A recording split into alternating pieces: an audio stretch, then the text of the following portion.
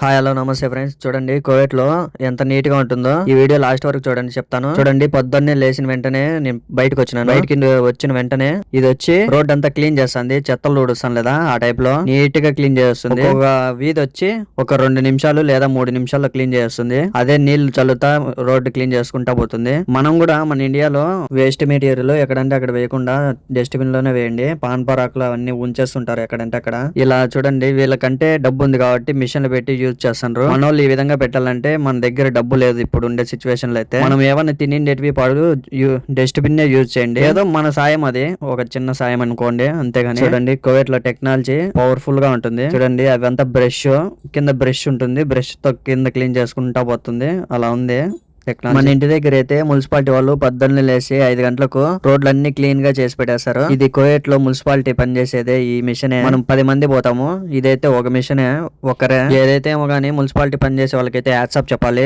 పొద్దున్నే లేసి క్లీన్ చేస్తారు రోడ్లన్నీ. మనం రోడ్ల మీద